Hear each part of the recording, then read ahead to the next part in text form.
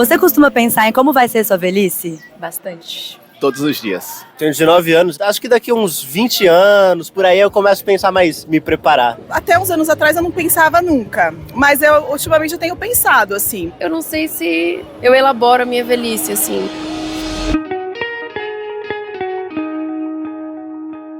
Ô Dandara, você aí com 25 anos, no auge da juventude, por acaso faz alguma coisa hoje pensando na sua velhice? Olha, Clara, vamos lá, vou ser sincera. Eu sei da importância de se preparar para essa fase da vida, mas por ainda parecer algo meio distante, tem alguns hábitos que eu não levo tão a sério, sabe? Então, principalmente alimentação e exercício físico, eu falho bastante. Por incrível que pareça, a questão financeira é a mais organizada nesse momento.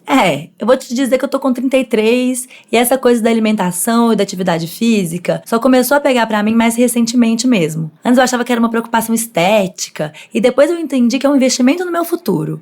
Aí tudo mudou. E cada vez mais a ciência vem comprovando que se a gente quer viver bem depois dos 60, 70 anos, é bom começar a se preparar o quanto antes. Isso vale pra várias áreas. Saúde física e mental, financeira, relações pessoais. Então, ao contrário do que parece, a velhice também deveria ser uma preocupação do jovem. Ixi, será que eu tô atrasada então? Ah, nada grave. Ainda dá tempo de começar. Ainda mais com 25, né? E é sobre isso que a gente vai conversar aqui nesse episódio do Desenrola. Eu sou a Clara Novaes. E eu sou a Dandara Fonseca. Toda semana, a gente vai pra rua e desenrola um assunto relevante na companhia de pessoas que podem ajudar você a levar uma vida solar. Sempre com rigor jornalístico e microfone aberto pra quem quiser palpitar. Hoje a gente tá gravando diretamente de um conhecido centro cultural na Pompeia, região oeste de São Paulo, que entre as suas várias atividades, tem várias práticas exclusivamente pensadas no bem-estar da galera que já passou dos 60. Bora então falar mais sobre o assunto, que eu quero saber como chegar com saúde e disposição nessa idade, assim como várias pessoas que eu já vi passando aqui do nosso lado.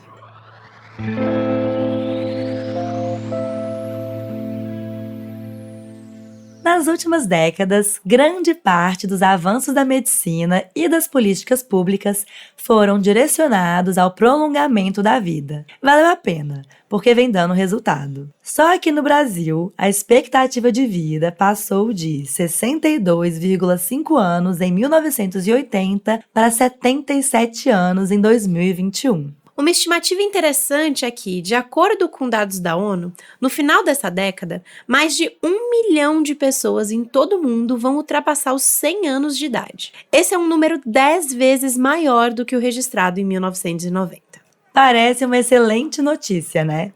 Seria, se não fosse por um fator bem significativo: a qualidade de vida, que nem sempre consegue nos acompanhar com o avançar dos anos. Uma pesquisa da Universidade de Zurique, na Suíça, mostrou que o aumento da expectativa de vida reduziu drasticamente o bem-estar nos 5 anos finais dos idosos, aumentando a proporção de tempo vivido de maneira infeliz.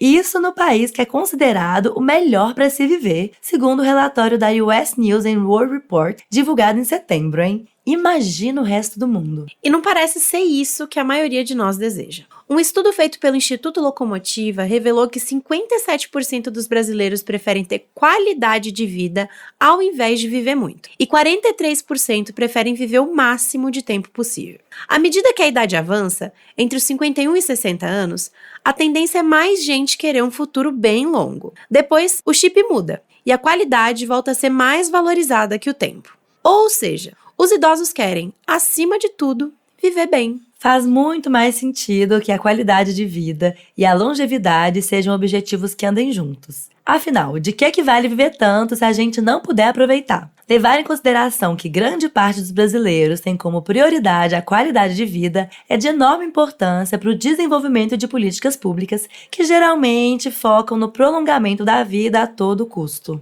Exato! Essa reflexão é ainda mais essencial no momento em que vivemos, de inversão da pirâmide etária no Brasil. Segundo o IBGE, a previsão é que, em torno de 2040, a população de pessoas com 65 anos ou mais supere a de até 14 anos. Mas será que o pessoal que está agora com 60, 70, 80 anos se preparou para essa fase da vida? Foi o que a gente perguntou para a galera que está aqui no Centro Cultural.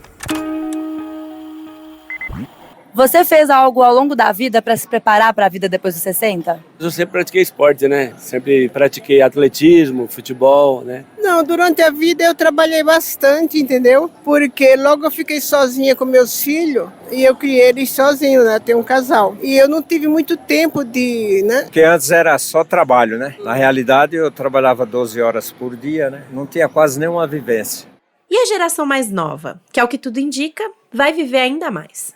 Será que está se preparando? O que você faz hoje pensando em ter uma velhice melhor no futuro? Me movimentar. Eu acho que esse é o segredo, assim, pra envelhecer bem. Que eu comecei um plano, assim, de comida, fazer exercício, tipo assim, precisa, porque a gente entende que dessa forma, não que vai evitar tudo, mas a gente pode conseguir uma velhice mais tranquila.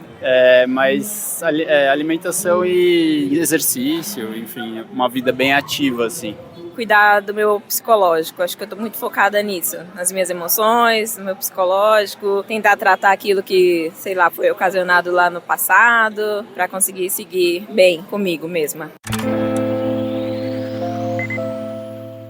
Nossa, é triste notar o quanto o trabalho impede as pessoas de ter hábitos saudáveis ao longo da vida, né? Ao mesmo tempo, é interessante ver gerações mais novas se preocupando e cuidando da saúde desde cedo. Será que isso tem a ver com o fato de muitos terem nascido de pais mais velhos? Talvez quem tem 20 anos hoje já veja seus pais lidando com problemas de saúde que poderiam ter sido evitados se tivessem se cuidado mais ao longo da vida. Sim, pode ser. Fora que a todo momento saem estudos que comprovam a importância dos cuidados preventivos com a saúde, sobre plantar agora para colher no futuro. Isso acaba tendo reflexos positivos, né? Por isso, a gente perguntou para a médica, geriatra e mestre pela Universidade Federal de Minas Gerais, Mariana Lira, quais hábitos são importantes de começar a praticar já. A gente tem uma dieta saudável, a gente fala de desembalar menos, né, e descascar mais, né, alimentos mais saudáveis. Junto a isso, um exercício físico que é fundamental para a gente ter esse envelhecimento saudável, e a gente fala da prática, da regularidade desse exercício físico, né, de acordo com o que você gosta, enfim. Em relação também ao manejo das doenças crônicas desses pacientes, né, existe uma frase, né, que fala o seguinte: envelhecer sem doença é mais uma exceção do que a regra. Então, assim, é muito comum a gente envelhecer e a gente aumentar o risco de ter pressão alta, de ter diabetes, de ter alteração de colesterol, e é importante a gente controlar, acompanhar e envelhecer bem, sim, com o manejo dessas doenças, né? Assim como os fatores, por exemplo, de abandono de cigarro, de bebida alcoólica. Bateu um pânico porque ainda não faz nem metade do que é indicado? Lembre-se, antes tarde do que nunca. Eu acho que sempre é hora de mudar, e nós, como profissionais de saúde, temos sim que engajar a qualquer momento. O ideal não é esse, o ideal é que você viva plantando durante todas as fases de vida, seja na infância, adolescência, idade adulta, para colher na idade mais avançada. Mas às vezes isso não é a realidade, né? Então, sempre há a oportunidade, sabe? Então, eu acho que nós aí, profissionais de saúde, que somos os vetores dessas informações, e encorajar, assim, a qualquer momento isso pode ser um momento de mudança. Falando em saúde, uma questão importante a ser debatida são as demências, ou seja, doenças neurodegenerativas que causam perda de habilidades mentais, afetando a memória, o comportamento, a comunicação e outros fatores que reduzem muito a qualidade de vida, não só de quem tem, como de quem cuida dessa pessoa. Segundo a Organização Mundial da Saúde, em 2023, 55 milhões de pessoas viviam com algum tipo de demência em todo o mundo. Com o envelhecimento da população global, é esperado que esse número aumente para 139 milhões em 2050. A boa notícia é que um relatório publicado recentemente na renomada revista científica The Lancet aponta que, ainda que a herança genética possa aumentar a probabilidade de demências, 45% dos casos poderiam ser evitados se eliminássemos 14 fatores de risco. São eles: baixa escolaridade, perda auditiva, colesterol LDL elevado, depressão, trauma craniano, inatividade física, diabetes, tabagismo, hipertensão, obesidade, consumo excessivo de álcool, isolamento social, exposição à poluição do ar e perda de visão. Olha só como é que certos hábitos fazem toda a diferença. Fazer o check-up anual também é importante para descobrir o quanto antes se tem algo no nosso corpo precisando de atenção. E quando falamos de fatores como perda auditiva e de visão, também dá para adotar algumas medidas de prevenção cotidianas, como manter o volume dos fones de ouvido abaixo de 60% da capacidade máxima, usar óculos de sol que bloqueiem 100% dos raios UV e reduzir o brilho das telas. Ainda refletindo sobre essa lista, fica claro que a vulnerabilidade socioeconômica interfere, e muito, na forma como a gente vai viver a velhice. Aliás, é bem importante a gente falar sobre isso. Em um país desigual como o Brasil, onde uma grande parcela da população não tem acesso nem a direitos básicos, envelhecer bem é uma realidade para poucos. A gente pode pegar como exemplo o estudo Mapa da Desigualdade de 2022 aqui de São Paulo. Seus dados apontaram que moradores de bairros nobres da capital paulista podem viver até 21 anos a mais do que as pessoas que moram em áreas periféricas. São 2 décadas a mais de vida. Isso é muita coisa. Agora, fiquei pensando aqui, quais outros fatores, para além dos relacionados à saúde, podem nos ajudar a ter uma vida longa e boa? E você considera a sua vida feliz hoje? Considero. Muito. Sim, eu acho que pode ser melhor ainda, mas não tenho a reclamar não. Não. E o que mais te aborrece? Problemas familiares, né? Depois de 60, difícil arrumar emprego. Eu que sou um cara que falo muito, conversa muito e gosto de conversar com as pessoas, eu sinto sim falta de amigos. Amigos é muito importante. As dores, porque eu tenho problema de osteoporose, artrose e tudo, mas com os exercícios eu consigo viver uma vida melhor. E o que tem de mais legal nela? A gente está saudável para a idade. Isso é uma questão muito importante. Então a gente pode, às vezes, passear e tal, sair, né? Assistir algum show, sei lá, ir numa festa. E a gente tá bem para isso. As amizades, né? Os lazeres que tem aqui, né? Agora reabriu, tá tendo show, eu faço condicionamento físico, agora eu vou fazer natação. Porque eu tenho minha aposentadoria, eu tenho meu lazer, eu viajo, minha neta mora em Campinas, a gente vai para lá. Agora minha filha comprou um apartamentinho na praia, então eu tenho a atenção dos meus netos, da minha filha. Eu pratico esporte, pratico tênis e gosto de dança. Cultivar boas amizades, né? Isso é importante, ter um leque de amigos assim que te faz bem. Manter os amigos, né? Procurar manter amigos, ter cada vez mais amigos e procurar ter uma autonomia. Depois de uma certa idade, ter uma autonomia. Olha, algo que apareceu na maioria dos relatos das pessoas com mais de 60 anos que a gente conversou mais cedo é a importância de ter uma rede de pessoas queridas ao redor e sentir que você pertence a uma comunidade. É essencial falar sobre esse assunto, especialmente no Brasil, onde 1/3 dos idosos apresenta sintomas depressivos e 16% sentem-se solitários, segundo uma pesquisa recente da Unicamp. Os números mostram a importância de existirem atividades não só voltadas para esse grupo, mas que também promovam a integração de pessoas de diferentes idades. No nosso papo com a Mariana, ela também reforçou a importância de ter uma motivação para viver. Ela disse que hoje os homens sofrem mais para encontrar um propósito de vida após a aposentadoria. Isso porque a vida de muitos deles, por várias décadas, girou em torno da atividade profissional. E aí, quando ela sai de cena, muitos ficam perdidos, sem saber como ocupar todo esse tempo que de uma hora para outra ficou livre. Já as mulheres se engajam mais nas tarefas do cuidado, sejam com os netos ou com os mais idosos, destacou a Mariana. Mas será que, com cada vez mais mulheres levando uma vida dedicada à carreira, esse problema da falta de propósito não vai acabar também nos atingindo após a aposentadoria? Tá aí a importância da gente se dedicar a atividades e relações para além do trabalho. Outra questão bastante citada pelas pessoas que conversamos no Centro Cultural foi a autonomia, né? A independência. E sem uma reserva financeira, cumprir com as despesas essenciais, como moradia e cuidados com a saúde, pode ser uma tarefa árdua. E o estresse que surge dessa preocupação constante pode impactar negativamente tanto a saúde quanto a qualidade de vida. A falta de um planejamento financeiro coloca em risco a liberdade individual e a realização das atividades que nos fazem felizes, como viagens e hobbies. A gente conversou com Edson Moraes, mestrando em Ciências do Envelhecimento, consultor de estratégia e conselheiro empresarial, inclusive aqui do The Summer Hunter, sobre o assunto. No Brasil, além de todos os aspectos de desigualdade que a gente vive, existe uma carência geral em relação à educação financeira e uma cultura pouco inclinada, ao planejamento para a velhice, o que agrava ainda mais todas as diferenças. Eu entendo que a gestão financeira inadequada ao longo da vida, sem dúvida, pode resultar numa velhice marcada por dificuldades e inseguranças. Isso demonstra uma necessidade urgente de conscientização, educação e planejamento financeiro de uma forma mais robusta por todas as pessoas, principalmente para os mais jovens. Então é muito importante a gente observar os aspectos de saúde, porque eles estão muito ligados à questão financeira. Assim como observar aspectos como o uso adequado da tecnologia, assim como o aspecto da educação, tudo isso fala também sobre a nossa questão financeira. A gente, quando pensa na questão da consciência financeira, e quando a gente fala em planejamento, uma preparação para a velhice, né, ou seja, é a combinação de uma série de coisas que vão muito além da questão financeira.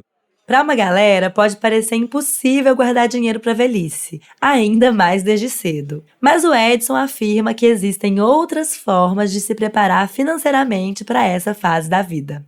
Nesses casos, eu acho que tente fazer alguma coisa que seja possível ser revertido lá na frente. Por exemplo, faz um curso, estude alguma coisa, faz uma nova formação, investe na sua própria formação, porque isso vai ser importante para te dar condições de trabalho. Claro, vai ser sempre um desafio, porque ir para o mercado, e a gente ainda está vencendo todas as barreiras que o etarismo impõe na questão do mercado de trabalho, que são coisas muito sérias, mas muitas vezes fazer um bom curso, mudar, né, acrescentar alguma coisa àquilo que já faz, isso pode ser interessante dentro de um processo de olhar no longo prazo e olhar que na frente você vai ter mais alternativas, né, a pessoa vai ter mais alternativas para a carreira.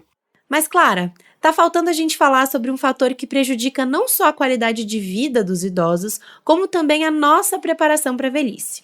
O etarismo, ou idadismo. Esse preconceito pode se mostrar de várias formas no cotidiano. Desde achar que uma pessoa mais velha não é capaz ou não pode fazer algo apenas por conta da sua idade, até tratar um idoso de forma infantilizada. Também existem casos de violência física, verbal e psicológica. O etarismo abala muito a saúde mental, podendo levar ao isolamento e até a quadros clínicos como a depressão. Para além do emocional, um relatório da OMS de 2021 mostra que vítimas desse tipo de discriminação têm maior tendência a desenvolver doenças cardiovasculares e cognitivas. Segundo especialistas, uma das principais causas do etarismo é o verdadeiro pânico que os mais jovens têm de envelhecer, que pode ser chamado de gerascofobia. E essa mentalidade é muito prejudicial para a gente. Um estudo publicado no Journal of Personality and Social Psychology comprovou que, além de mais felizes, as pessoas com crenças positivas sobre o envelhecimento podem viver 7 anos e meio a mais do que aquelas que têm sentimentos negativos sobre isso. Um dos motivos é a tendência a se cuidar mais. Não é sobre romantizar. Afinal, a velhice tem sim suas complexidades. Mas é importante conseguir enxergar o lado solar. E uma forma de fazer isso é ouvindo histórias inspiradoras, como a da Isabel Dias, de 72 anos. Até os 55, ela era uma administradora e mãe de família perfeita. Mas tudo isso mudou quando descobriu que seu marido estava a traindo havia 3 décadas e se separou. A Isabel contou pra gente que foi nesse momento de extrema vulnerabilidade quando se viu sem um relacionamento, sem amigos, sem uma estabilidade financeira, fora do mercado de trabalho, que entendeu que havia envelhecido. Então foi muito doído, mas eu fui me descobrindo no sentido que eu fiz amizades, eu me coloquei num lugar que era o meu da adolescência, da juventude, no sentido de eu gosto, eu quero viver, eu vou me agarrar a isso. Aí eu não tenho preparo. Não tenho. Tudo bem, a gente vai aprender. Tudo isso foi uma questão de olhar no espelho e falar, bom, é o que temos para hoje. O que faremos? Eu moro no 14º andar. Bom, temos uma saída, a janela. Ou temos uma vida. Eu me descobri muito nessa autoestima, nesse brilho que eu não tinha, que eu tinha deixado para trás. Autora do livro 32, Um Homem para Cada Ano que Passei com Você, onde conta sobre suas experiências sexuais após a separação, Isabel também defende a importância de quebrar os tabus existentes em relação ao sexo depois dos 60 anos. o corpo agradece, o coração agradece, tá certo? É uma delícia você se sentir viva. Eu passei a não enxergar mais meus defeitos, no sentido, meu corpo me dava tanto prazer, eu tinha que me apegar na celulite da coxa, no braço que estava caindo, sabe? Na hora do prazer, minha filha, não tem. Ótima lição. A Isabel também aproveitou para dar alguns conselhos para quem ainda não chegou na velhice, mas se tudo der certo, vai chegar. Afinal, existem muitas coisas que a gente só valoriza com o passar dos anos. Eu acho que o mais importante é, primeiro, você não se acomodar. Então, eu me movimento muito no sentido, às vezes até arrumando as coisas, fazendo. Eu não me deixo ficar acomodada. Eu não me deixo ficar sozinha com vontade de ter alguém para conversar. Eu saio, eu vou para a rua, eu sento num café. Seja independente. Não larga. Eu larguei minha carreira. Talvez eu não estivesse aqui se eu tivesse continuado a trabalhar. A independência é fundamental. O segundo ponto é se conheça. E aí, se conheça no sentido, vá fazer o que você quer, não fique esperando. Aí, quando eu aposentar, eu vou. Não, vai, se joga. Não deu certo, dá 2 passos atrás. Então, o envelhecer, esse começo de nova vida, para mim, foi maravilhoso. Eu nunca esperaria estar tão bem, tão feliz, sabe? Tão em mim, do jeito que eu tô. Muito inspiradora, né? Aliás, esse papo inteiro foi. Já não tô mais achando que é cedo pra começar a me cuidar, não. Tá na hora. Fiquei motivada. De jeito nenhum. Quanto antes, melhor. Aliás, tá na hora do meu spinning, que é sagrada. Eu não falto de jeito nenhum, porque eu quero chegar aos 80, conseguindo subir as ladeiras de Olinda em pleno carnaval. Amei, vai lá. Eu vou aproveitar pra ver uns vídeos aqui pra entender o que fazer com a minha graninha que tá guardada pra ela render mais. Depois me passa as dicas, hein? Fui! Você já se perguntou como muitos dos conteúdos incríveis que a gente consome diariamente, como vídeos, textos, imagens e podcasts, são financiados? A verdade é que muitas plataformas independentes contam com o apoio direto da sua comunidade. Isso é o que mantém o conteúdo livre, autêntico e sempre inspirador. A gente está prestes a dar um passo importante. E em breve vamos mostrar como você pode fazer parte desse movimento e contribuir para que os nossos conteúdos continuem chegando até você de forma verdadeira e sem interferências externas. Fica ligado! Este foi mais um episódio do Desenrola, o podcast do The Summer Hunter. Siga a gente na sua plataforma de áudio favorita para ficar por dentro das novidades. Conheça também os outros canais do The Summer Hunter. Os links estão todos na descrição. O Desenrola é apresentado por Clara Novaes e Dandara Fonseca, que também assinam o roteiro, com edição da Adriana Sete. As capas dos episódios são de Eduardo Gaiotto e a produção executiva é de Ricardo Moreno. A edição, mixagem e trilha sonora são da Tumpats. Até o próximo episódio!